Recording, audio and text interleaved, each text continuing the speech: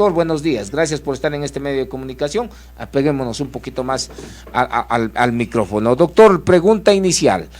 ¿Qué tan legal viene a ser esta declaración del señor presidente de la República? Muy buenos días, muchísimas gracias por la Muy bien. Aquí. Muy buenos días, muchísimas gracias por la invitación. Para mí siempre es un gusto estar acá. Su pregunta es muy interesante, su pregunta es central, toral, porque además de ilegal, a mi juicio, sobre todo, a lo que está dando paso el presidente es inconstitucional, porque pone en duda a las misiones y funciones mismas que tiene un Estado. Se supone y hay un acuerdo en entender de que el Estado tiene el monopolio del uso legítimo de la fuerza, y este momento en el cual el presidente abre las puertas que luego de cumplir determinados requisitos se pueda tener y portar armas, a mi juicio de manera no solamente tácita sino expresa, está poniendo en duda ese monopolio, y de alguna forma el mensaje que está dando es autocuídense ciudadanos, porque el Estado ya no puede ejecutar las actividades necesarias para cumplir con ese fin básico. Muy bien, el artículo 158 de la Constitución señala que las Fuerzas Armadas y la Policía Nacional tienen el monopolio de las fuerzas, no, son el brazo armado del Estado ecuatoriano, y son ellos los que deben de responder efectivamente con la fuerza del Estado. Debe ser una fuerza del Estado porque son la Fuerza Armada, son el brazo armado del Estado ecuatoriano quienes tienen esta función. Los unos, la Policía Nacional, el orden interno, el orden público, de acuerdo al 163 de la misma Constitución, y también el 158 le da la facultad de proteger las fronteras directamente a las Fuerzas Armadas en caso para que no exista ningún problema con el país vecino. No existiendo problemas con el país vecino, no estamos en guerra, tranquilamente los militares pueden responder en base a la norma constitucional y también apoyar en materia de seguridad de manera interna. Por ende, no se necesitaba que quizás decir del señor presidente, vamos a dar paso libre, claro, pero con los requisitos pertinentes que establece la ley para que los ciudadanos se armen. Hubiésemos podido sacar quizás a las Fuerzas Armadas a también estar permanentemente combatiendo a los grupos de delincuencia organizada, doctor. Sí, mire, con el ánimo de, en este caso, resguardar la seguridad interna, ha sido de alguna forma práctica en el caso ecuatoriano pedir ayuda, especialmente cuando se dictan estados de excepción, pedir ayuda y apoyo del ejército. Sin embargo, fijémonos que en este caso el presidente no ha invocado, no ha pedido el apoyo de las Fuerzas Armadas, sino más bien se ha decantado precisamente por la posibilidad de que los ciudadanos podamos tener y podamos portar armas. Y esta decisión yo creo que el presidente la tomó probablemente con el ánimo de lograr además algún tipo de apoyo, pero por lo menos en redes sociales se observa que no existe el apoyo de la comunidad, del pueblo, de los ciudadanos. El hecho de que se permita que las Fuerzas Armadas intervengan es una posibilidad, pero no olvidemos que también es una posibilidad que suele ser criticada, porque una de las críticas que se hace a esta posibilidad es de que el ejército efectivamente también comparten con la policía el uso legítimo de la fuerza, pero no están preparados para cuidar la seguridad interna. Los unos combaten al enemigo y los otros al infractor. Al infractor, ¿no es cierto? Y que es ciudadano, Nacional, miembro claro, del propio pueblo y cosas por el estilo, así es. Sí, son dos cosas totalmente diferentes. Ahora, si ni los militares, por ejemplo, siendo el brazo armado, están en la capacidad de hacerlo, ¿qué capacidad podrían tener los mismos ciudadanos? Por ejemplo, estábamos analizando hace un instante y decía, ¿acaso es fácil por lo menos rastrillar o alimentar alguna arma de fuego? No han existido, por ejemplo, escuelas para, digamos, el adiestramiento de aquello. No solamente bastan las pruebas psicológicas y toxicológicas, tener o no tener antecedentes policiales, sino tener adiestramiento. Y ahí está el problema, porque no sea cosa que un ciudadano tenga permiso, obtenga el permiso de porte de arma de fuego, y efectivamente se encuentre en algún lugar público, y al no tener la experiencia, la experticia de fijar el tiro, pues termine siendo eso una carnicería total de defenderse el mismo, porque la precisión es como un periodista, pongo un símil, ¿Cómo aprende a escribir un artículo? Escribiendo todos los días. Así es. Pero el ciudadano no está entrenado justamente para aquello. Se le va a dar un permiso para el porte, pero ¿qué responsabilidad implica? Quizás tener cada semana adiestramiento, tener casi un tipo de escuelas en donde se vayan a perfeccionar o algo así, pero lo lanzan de la nada. Solamente dicen, te damos el permiso para que portes armas y de ahí ve vos si te perfeccionas, no te perfeccionas, y esto es un peligro latente a la misma ciudadanía. ¿Cree usted, doctor? Sí, mire, lo que usted plantea es muy importante porque efectivamente una de las críticas que se pueden hacer es esta: ¿cuán preparados estamos los ciudadanos para manejar este tipo de mecanismos? Claro, fíjese, si es que vamos a manejar un mecanismo llamado vehículo automotor, por ejemplo, necesitamos una preparación para precisamente obtener esta licencia.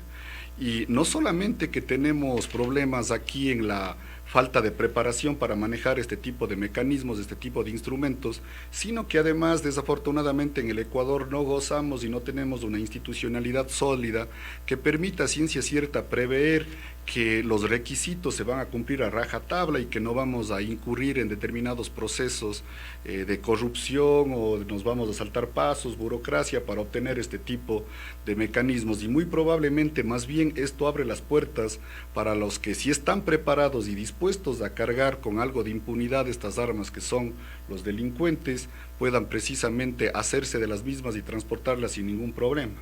Ahora, el asunto está bastante interesante porque mire, dentro de los requisitos solamente se les pide cumplir 25 años de edad, ¿no? Certificado de prueba psicológica, el certificado de destreza de manejo, que no creo que vayan a descargar o a generar tiros por más de 12, de 12 tiros, llamémoslo así.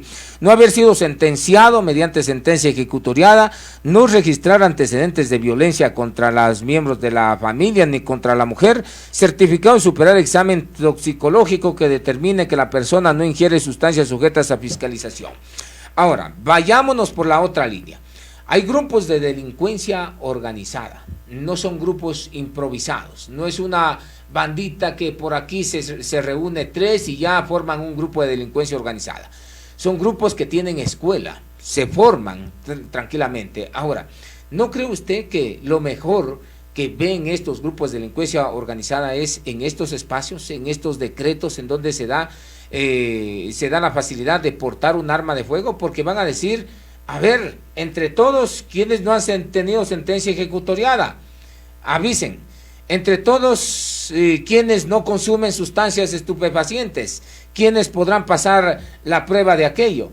Entonces, ¿no creen que a lo mejor los grupos de delincuencia organizada van a armar otro frente de choque y decir, muy bien, estos son los que están impecables ante la justicia, ante la norma, y a ellos vamos a armarlos, y al fin y al cabo, si los encuentran a ellos con arma, no les pasan absolutamente nada porque tienen el permiso de porte de armas? ¿Cree usted, doctor, que vaya por ahí también una línea? Yo creo que sí. Los problemas que usted plantea son problemas de carácter práctico y que por supuesto son muy importantes. No sería raro y es muy factible en cuanto a posibilidad de que los que están dispuestos a delinquir se camuflen, digamos, y se hagan pasar en este caso por personas que efectivamente no tienen esa intención y que cargan o tienen armas con el ánimo única y exclusivamente de responder en alguna situación de necesidad o alguna situación extrema. Entonces no sería raro que se camuflen y que eso suceda, pero yo creo que también otro problema también de carácter práctico muy importante es que desafortunadamente la sociedad ecuatoriana está inserta en una dinámica donde los índices de violencia son altos.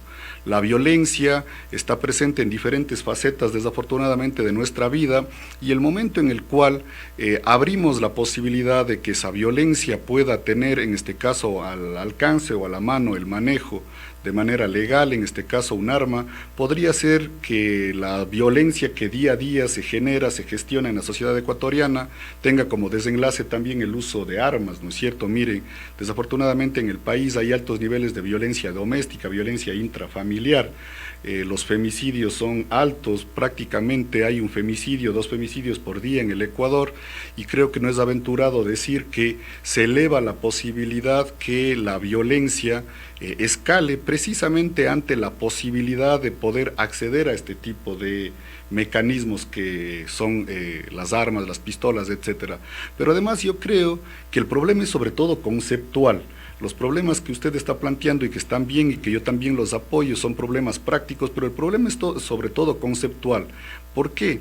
Porque mire, si nosotros nos preguntamos cuál es la ideología del presidente, el presidente es un liberal capitalista, digamos, y desde la perspectiva liberal, el Estado debe ejecutar un rol mínimo, y de alguna forma esa ha sido la posición del presidente, que todas las cuestiones de la vida se gestionen a través del mercado y que el Estado se dedique a cuestiones puntuales.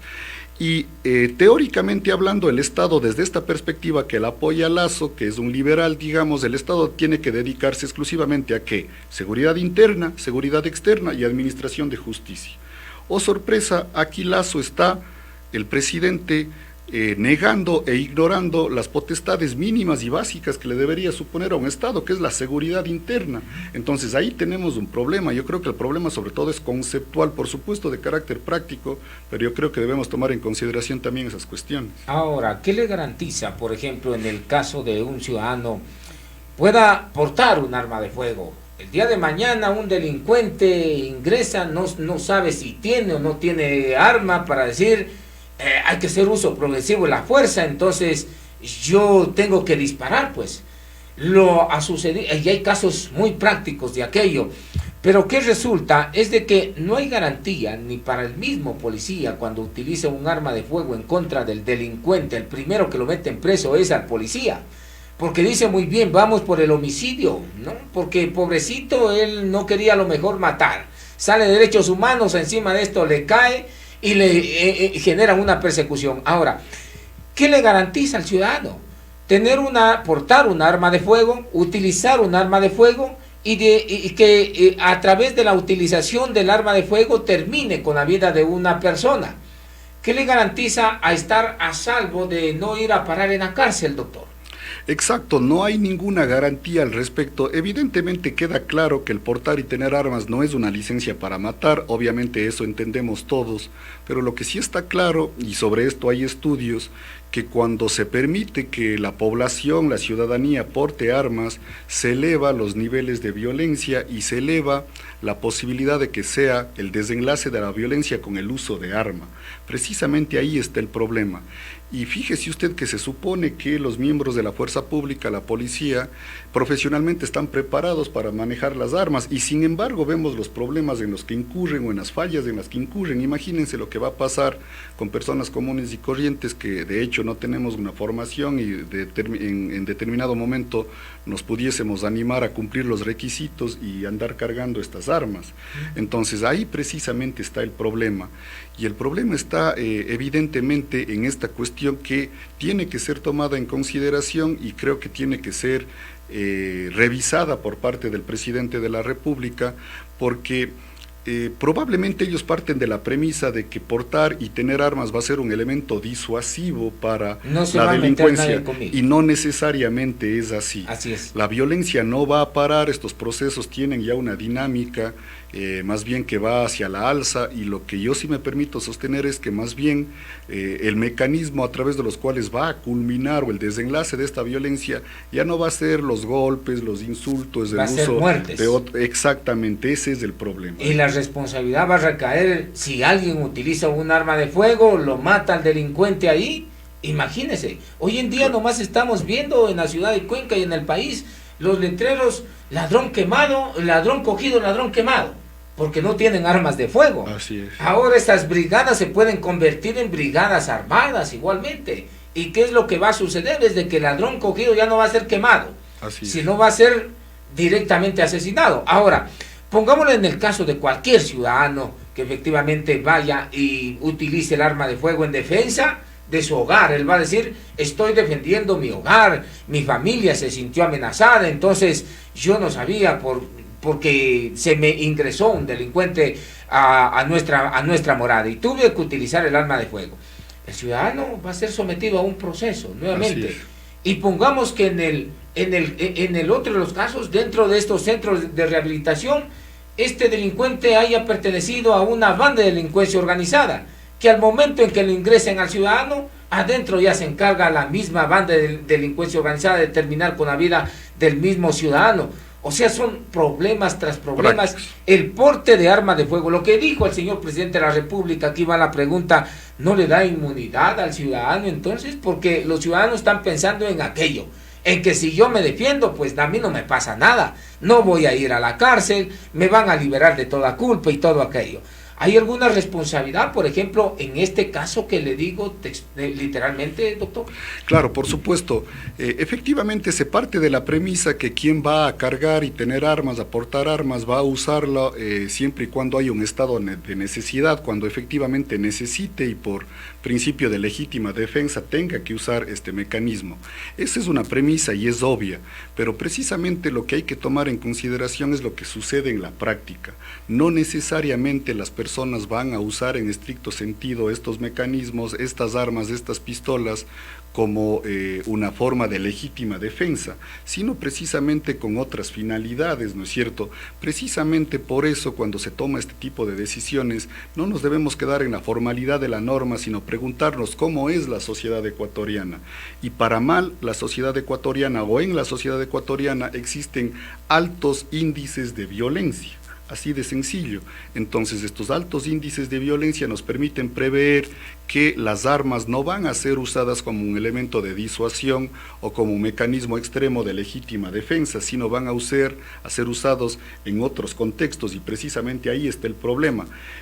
Pongámonos el escenario que usted ha planteado. Supongamos que en este momento todos estamos portando armas, o yo estoy portando armas, usted está portando armas, alguien entra a este estudio a asaltarlos, muy probablemente con el hecho de que usted y la otra persona, el delincuente, tenga armas, se eleva la posibilidad de que su apoyo que está en la otra cabina o yo mismo seamos daños colaterales, precisamente porque va a haber si resulta de que el delincuente utilizó un arma de juguete, que hay muchos de los casos también ahí, ¿cómo saber distinguir? Digamos, quienes están capacitados para aquello, y en algunos de los casos han fallado, es la misma fuerza pública, no saber distinguir entre un arma verdadera y una arma de juguete. Entonces, si usted acciona, dice, wow, me va a disparar y este ladrón viene por acá, usted saca igualmente y termina con la vida, un mal tiro termina con la vida del otro ciudadano. Ahí el que se mete en problemas es directamente aquel ciudadano que lo hace. Así es, fíjese, sigamos con ese ejemplo. Supongamos que alguien entra y el momento en que esa persona nos está amenazando de manera indefectible para defenderse, usted tiene que sacar la pistola y lo dispara. Eso sería legítima defensa en estricto sentido, y claro, usted tendría formalmente problemas legales, pero en cuestión de semanas y de meses probablemente va a resolver eso porque va a poder demostrar la legítima defensa. Pero ¿qué sucede o qué suele suceder en la vida real? Sucede cosas como lo que le pasó a este policía, Olmedo, quien, claro, él sacó la pistola en un momento que acreditaba legítima defensa, pero el momento en el cual el delincuente bajó el arma, echó a correr dándole las espaldas y este policía le disparó, ya no era legítima defensa.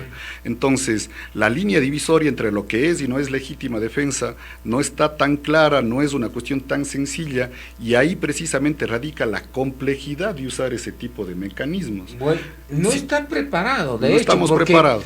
Digamos, la sociedad, al ver, si usted está pernoctando en la noche y alguien le ve que le salta el muro de su casa, usted no va a decir alto ahí, pues, nada de eso. Lo que va a sacar la gente es lo que tenga y va a empezar directamente a disparar. Y resulta de que el delincuente no haya tenido ni una sola arma de fuego, solo haya querido decir así, entre comillas, quería nomás sacar algo de por adentro. Así es. Entonces, ahí, ¿cuál va a ser el problema? El marco legal, ¿cómo lo protege al ciudadano, doctor, ahí? Claro, ahí la discusión sería si es que el ciudadano activó el arma en legítima defensa o no. Y precisamente la discusión iría por esa cuestión, porque claro, si es que Fiscalía, por ejemplo, logra demostrar que el momento en el que el ciudadano disparó a la otra persona ya se había rendido, ya había levantado las manos, o que efectivamente nunca le había amenazado con una pistola y que fue, digamos, una actividad exagerada el responder a la amenaza de un cuchillo frente a una pistola, ahí quien disparó, el ciudadano, estaría en problemas. Precisamente pero el arma blanca puede terminar con la vida de aquello. me está amenazando, entonces... Claro, pero se supone que el uso progresivo, y se supone que la legítima defensa tiene que ser respondida con elementos que sean equivalentes. Si alguien me amenaza con un cuchillo, se supone que yo tengo que defenderme con un elemento equivalente, ¿no es cierto? Pero precisamente ahí está la discusión, y ese tipo de cuestiones se resuelven en juicio, precisamente. Wow, y eso va a tener, va a tener un tremendo rebote esta situación. Por un lado, estamos en una sociedad bastante agresiva, donde no existe tolerancia, tampoco existe experiencia sobre este tema de uso de armas de fuego. ¿Y qué sociedad vamos a tener entonces si esta situación se sigue dando como ya? Porque el día de ayer en las redes sociales nomás es un termómetro para ver, ya sacaba mucha gente las armas a relucir que se han tenido. Claro. Ahora solamente les falta legalizar, ir a dar unos exámenes, unas pruebas y todo eso. Yo decía, si hasta carnet de discapacidad saca para importar los autos, no se diga un permiso de arma de fuego. ¿Cuánta situación habrá de por medio también, doctor? Claro, no tenemos, como yo dije hace un momento, institucionalidad para asegurar que se maneje de manera transparente y prístina este tipo de situaciones. Pero también fíjese, es común a diario ver cómo personas, a propósito de pasarse el semáforo, o subirse en el paso cebra y cosas por el estilo, muchas de esas cuestiones terminan en golpes, por ejemplo, entre los conductores y cosas por el estilo. No sería raro, y así podríamos poner todo el día ejemplos al respecto, que esa forma de gestionar ese conflicto, que debería ser dialogando, cada quien pagando su seguro y cosas por el estilo, termine usándose precisamente este tipo de armas. Ahí está el problema. El problema es que aquí se parte de la premisa que portar armas es un derecho, y en estricto sentido no es un derecho. El portar armas le corresponde solo al Estado como obligación para asegurar nuestros derechos. Entonces yo considero de que no es un derecho el que tengamos nosotros la posibilidad de portar armas. Se confunde con lo que se sucede en Estados Unidos. En Estados Unidos las personas pueden portar armas, pero hay más bien, más que un derecho, como se suele decir, es por un fenómeno de carácter histórico. La forma en la cual lo que actualmente son los Estados Unidos de Norteamérica se independizaron del ejército inglés a través de las milicias, es decir, no habían militares profesionales, las personas comunes y corrientes se armaron, y de ahí viene esa tradición. Pero nosotros no pertenecemos a esa tradición, así de sencillo. Ahora, doctor, hay un caso bastante interesante que nos dice muy bien, ¿qué pasa si un delincuente viene, alguien tiene el permiso y todo eso, y resulta que no ha querido amenazarle a su integridad ni a los miembros de su familia, solamente ha querido robarle, entre comillas, nada más, bien físico? Entonces, ¿hasta qué punto es legal ahí utilizar el arma de fuego? Porque si dice, muy bien, yo ya agarré esto, ya no lo voy a soltar, de hecho me voy a ir con esto, no me vas a poder disparar. Los delincuentes son osados. A la misma fuerza pública le dice, usted no va a poder hacer uso del arma de fuego, porque primero debe esperar que yo le disparo. Entonces, ¿qué pasa en esos casos? Cuando el ciudadano tiene un temor nomás de que alguien extraño ingrese y salte una cerca, el ciudadano ya se vuelve en una situación de pánico, no sabe qué hacer, a duras penas llama al teléfono, y ahora teniendo un arma de fuego, una vez que encuentre al delincuente adentro y diga el delincuente después, como son descarados, diga, yo no te quiero matar, solamente quiero robar esta cosita y ya me voy, y no me vas a poder disparar por la espalda, igualmente me voy llevando todo esto. ¿Qué pasa si en este caso no se amenaza en contra de la vida de la persona, pero sí contra la propiedad privada? Claro, fíjese, efectivamente eso es muy importante. Sigamos con su ejemplo. Supongamos que estamos aquí nosotros en ese estudio, entra un ladrón que está cargando un arma, pero cuando nos amenaza, no nos amenaza con el arma, pero sin embargo de manera bastante violenta, nos trata de golpear y cosas por el estilo. Si ese momento yo uso el arma y le quito la vida, no sería raro que se diga que yo hice un uso no proporcional, que no fue en legítima defensa, que homicidio. Yo tenía. Y claro, y por más que él esté con su pistola y cosas por el estilo, si se logra demostrar que él no amenazó, no nos puso en un estado de necesidad inminente que teníamos que disparar para salvar la vida, evidentemente vamos a tener problemas y podríamos ser sujetos y reos de un delito.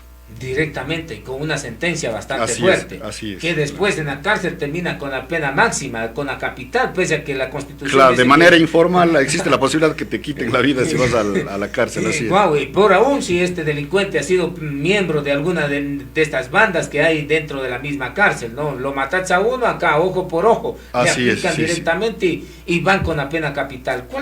¿Cuál cree que sería la solución? Yo creo que la solución es que se fortalezcan las políticas públicas de seguridad, cuestiones básicas como que se institucionalice aún más la policía, probablemente se eleven el número de efectivos, se les permita acceder a armas más sofisticadas y que obviamente estas políticas públicas también vayan de la mano con otras que son obvias, sobre todo para la materialización de derechos sociales. Por supuesto que son políticas públicas donde los resultados no se ven en el corto, sino en el mediano y sobre todo en el largo plazo.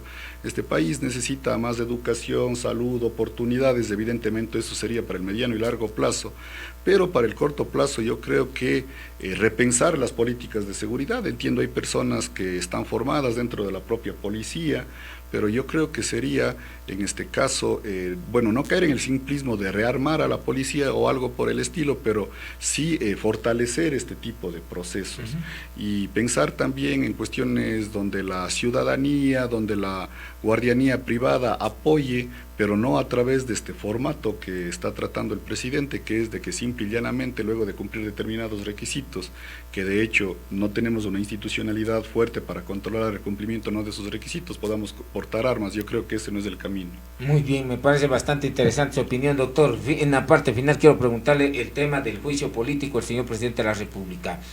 ¿Es constitucional? Muchos lo decían que, wow, no existía razón de ser, ¿no? Y que el dictamen previo a la Corte Constitucional que termina señalándolo por delito de peculado debería de responder en el ámbito penal directamente y no como un tema político. Bueno, en estricto sentido el juicio político sí es constitucional, sin olvidar que en este caso ya ha saldado esa discusión la Corte Constitucional en el momento en que ha dicho precisamente eso. Mediante su dictamen ha dicho: este proceso de fiscalización y control político reúne los requisitos, es constitucional, por lo tanto no vulnera la Constitución. Ahora, en cuanto al peculado como causa de juicio político, debemos diferenciar lo que es la responsabilidad penal de la responsabilidad política. Este momento, vía juicio político, al presidente se le está acusando única y exclusivamente de responsabilidad política. Es decir, la Corte Constitucional dice, bueno, hay unas acusaciones que dicen que el presidente ha cometido peculado. Para que se cometa peculado, el Código Orgánico Integral Penal establece los siguientes elementos: A más B más C.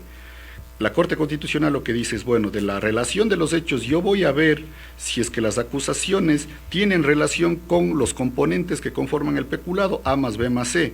Lo que la Corte ha dicho es, si hay una correlación entre lo que se dice que hizo el presidente y lo que se supone esa hechura, esas acciones y esas omisiones traen como consecuencia un tipo penal. Eso es lo que ha hecho la Corte. Ahora, para que se establezca si es que él efectivamente cometió ese delito, para eso esto tendría que solventarse ya en tribunales, en la Corte Nacional de Justicia, pero no olvidemos que cuando se lleva adelante un juicio político, no necesariamente significa que luego se va a abrir un proceso penal, o muchas veces podría darse escenarios como el siguiente. Podría suceder lo siguiente, que el presidente de la República es sometido a control político y el resultado del juicio político es de que ha sido absuelto.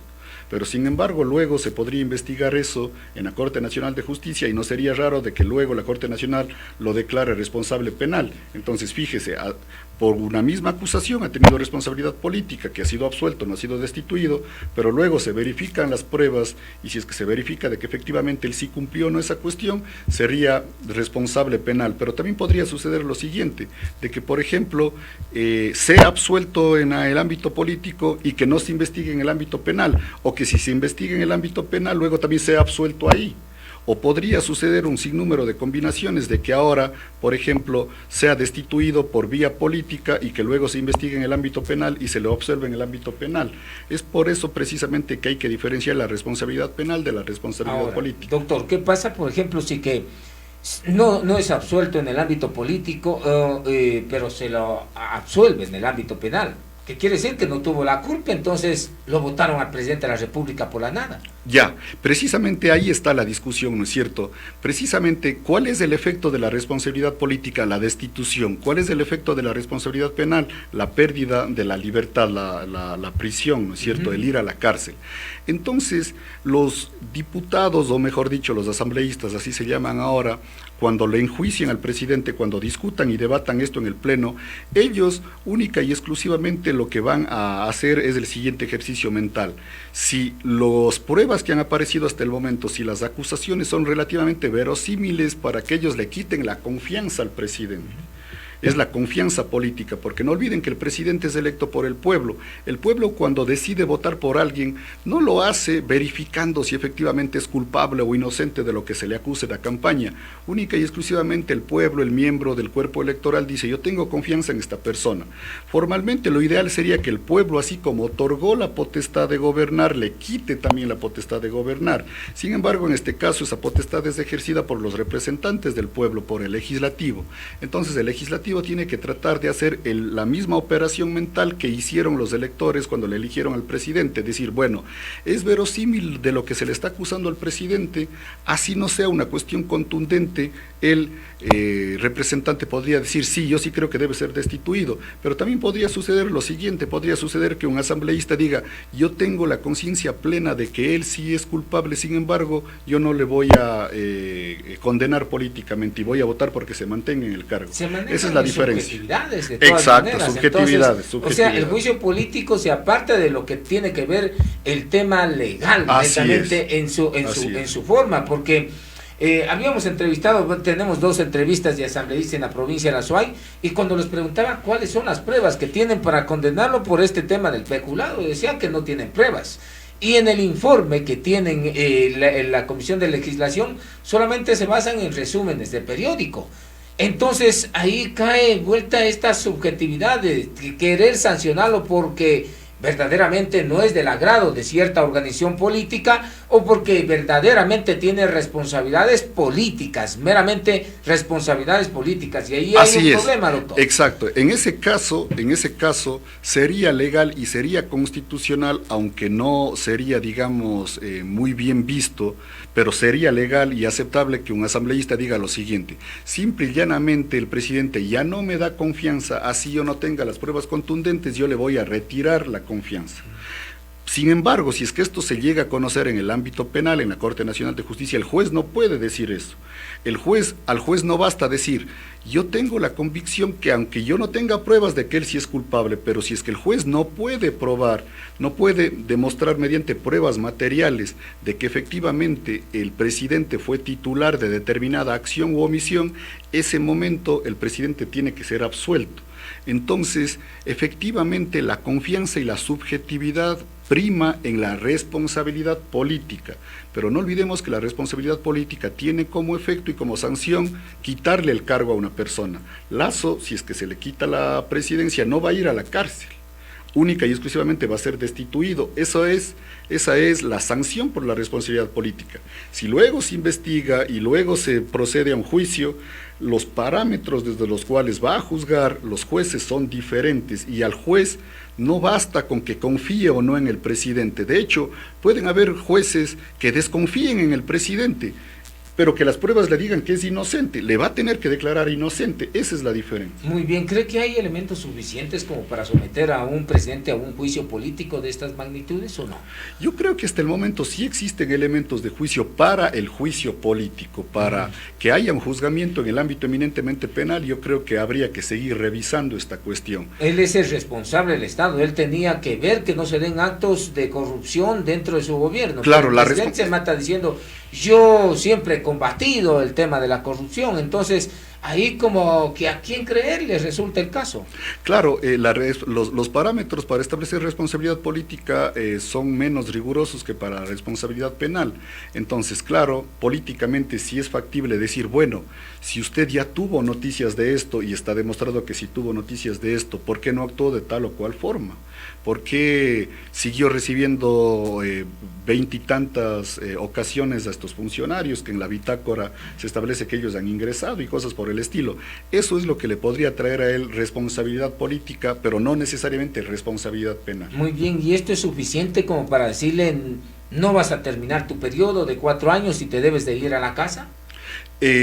Como responsabilidad política, sí, porque si se reúnen los 96 votos que creo que, si no me recuerdo, los 92 que creo que son los que se necesitan, como le digo, basta con que los asambleístas ya, así no tengan las pruebas específicas, ellos sospechen o consideren que ya no deberían o ya no es confiable el presidente, le pueden quitar esa confianza a nombre del pueblo y evidentemente eso traería como consecuencia que el presidente deje el cargo. No olvidemos que la sanción a la responsabilidad política no es la prisión, no es la privación de la libertad, sino es dejar el cargo. Dejar el cargo. Pero tiene la calidad moral esta asamblea de señalarlo directamente al presidente cuando es una asamblea que tiene una credibilidad paupérrima. Ahí está el problema, porque mire, cualquiera sea el resultado, siempre van a haber voces que puedan deslegitimar dicho resultado. Supongamos, se llega al día final de la votación por parte del Pleno.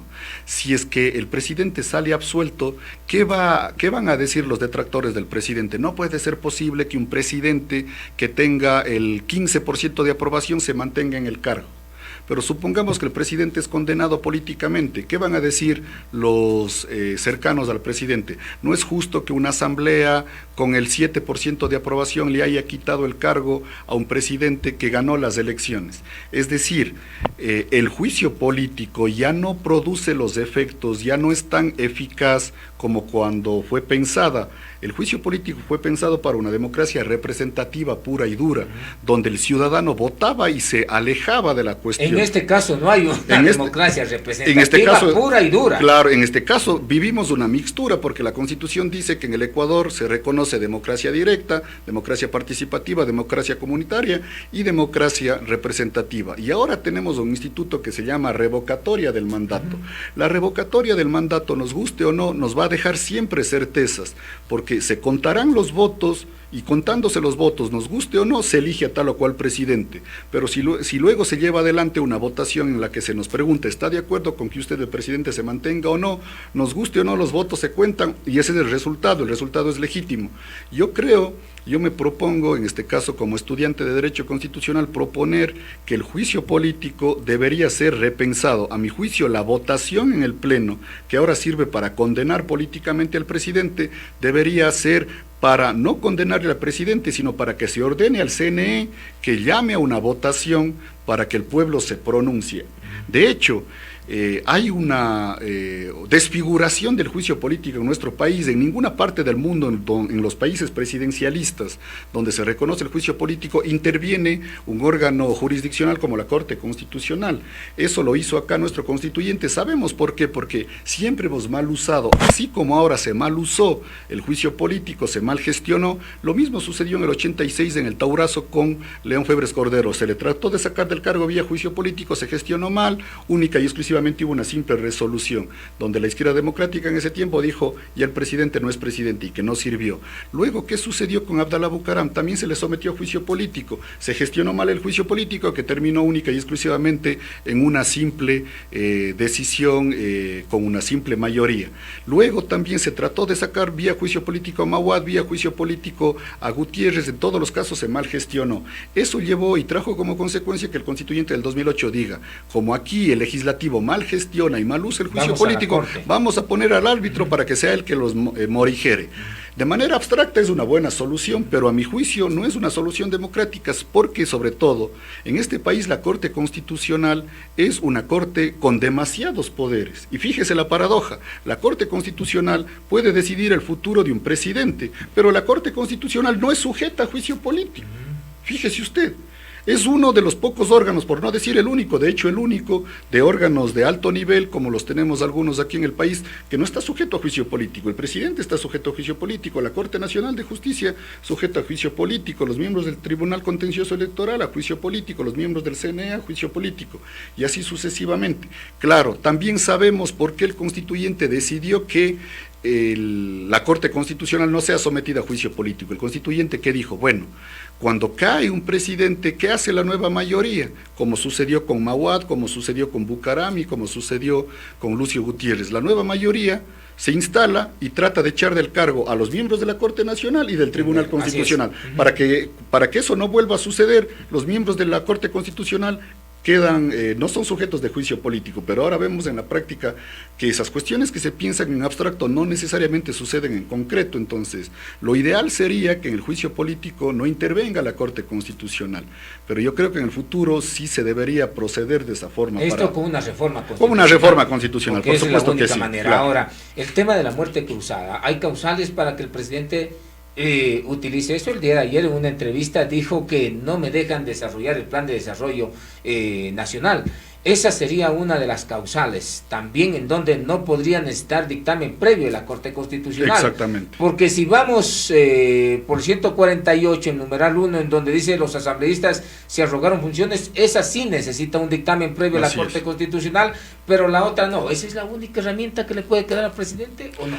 Claro, yo sí creo que esa es la única herramienta que le queda al presidente, y evidentemente yo creo que a pesar de que algunas de las interpretaciones que se están escuchando a propósito de la entrevista del día de ayer al presidente de la República, yo creo que si es que el juicio político va avanzando, en determinado momento el presidente de la República sí va a activar la muerte cruzada. Después de que ir a comparecer, yo lo pienso así, les va a dejar tratar. Va a ganar estos 45 días. A los asambleístas les va a decir en la cara lo que son los asambleístas, una asamblea deslegitimada, y después firma el juicio político. Claro. Ahora, ¿qué tan peligroso viene a ser? Porque por el otro lado está Leonidas Issa, que se cree que está por encima de la Constitución, en donde amenaza un Estado de Derecho, señalando de que si usted, presidente, convoca, aplica muerte cruzada, al siguiente día ya estamos en paro. Claro, lo ideal sería que este tipo de problemas se solucionen y se gestionen en el ámbito eminentemente institucional, pero más allá de que el rol que está jugando Leonidas Issa, aquí y ahora, lo que debemos tomar en consideración es lo siguiente, estimado licenciado, es que en el Ecuador desde la década de los 90, por no decir de los 80, pero especialmente de los 90, con el rol que juega el movimiento indígena, hay una tradición de movilización. Y no sería raro que esta tradición de movilización se active. Y claro, las movilizaciones también se parte de la premisa que tienen que ser pacíficas, sin vulnerar derechos, etcétera, etcétera. Sin embargo, sabemos que ahí se aprovechan ese tipo de escenarios para generar violencia, y esto sería nefasto también para el país. Pero el movimiento indígena queda como alguien que vulneró el Estado de Derecho, no reconociendo la potestad que tiene el presidente. Eso, claro. ¿Se lo puede tomar así, doctor? Claro, precisamente por eso yo me atrevo a decir de que para solucionar esto necesitamos una revocatoria del mandato donde el pueblo se pronuncie, porque supongamos se llama muerte cruzada, siempre van a haber elementos para decir, esa muerte cruzada estuvo mal invocada, por lo tanto la movilización sigue, y van a haber también argumentos en contra. El problema es de que no vamos a tener certeza, la única certeza la vamos a lograr cuando quien eligió, mediante el mismo mecanismo, se pronuncie si quiere que el presidente se mantenga o no en el cargo. Que eso es por elecciones. Esto para futuros claro, cuestiones. Pero no podemos caer como rehenes de una organización indígena que está presidido por la CONAIE, que desconoce Leonidas Issa un Estado de Derecho, lo veo así. Claro, mire, eso también es discutible porque Leonidas Issa, invocando la Constitución, podría decir derecho a la resistencia, y ahí la discusión sería cuasi infinita, hay argumentos a favor y en contra. Muy bien, entonces estas dos situaciones pesan igualmente, ¿no? Y eso es lo interesante del constitucionalismo. Estamos en derecho y derecho, ¿no? Porque el derecho a la resistencia y vuelta, el Estado de Derecho, pues que termina generando esto. Doctor, muchas gracias por estar en este medio de comunicación. Teodoro Verdugo ha estado compartiendo sus importantes opiniones aquí en este medio de comunicación.